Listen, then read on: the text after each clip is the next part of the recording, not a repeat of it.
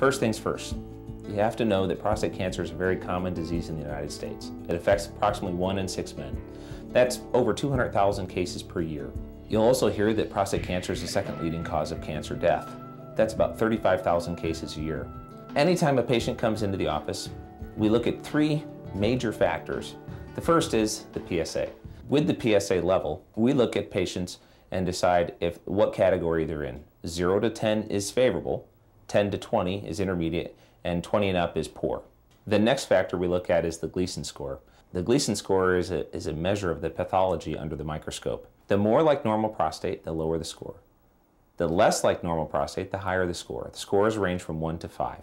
Typically, there are multiple different patterns, and they will compare 2 of the major patterns and then add those scores together. The lowest score a patient can have is a 2, the highest score is a 10. We consider 5 and 6 to be good, 7 to be middle of the road, and 8, 9, 10 to be bad. It's very rare to see patients with a Gleason score of 2 through 4. The third factor we look at is the physical exam, the stage. It's called the T stage, and that's from the digital rectal exam. If a patient has a normal physical exam and no nodule, that patient was probably picked up by an elevated PSA. That patient would have T1C disease.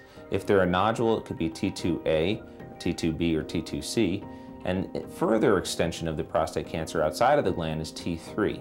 When you add those things together, we can put people into different risk categories, and that determines what options you have.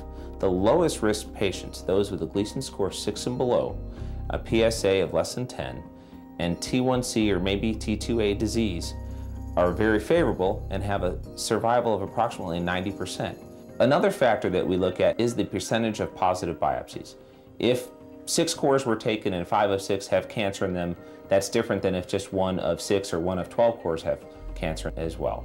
Another factor that comes into play is the metastatic workup. If patients have risk features that make us concerned about disease being outside of the prostate, whether it be in the lymph nodes or the bones, then we order additional studies. So sometimes you will have already had a CT scan of your abdomen and pelvis looking for lymph nodes, or a bone scan looking for disease that spread to the bones. That clearly affects the treatment options as well. Patients with spread to these areas will not be patients that we're looking for cure, but patients that will want to quiet the disease down for as long as possible. Assuming there are no metastasis or spread of cancer, then I can discuss the generic treatment options that are available to most patients.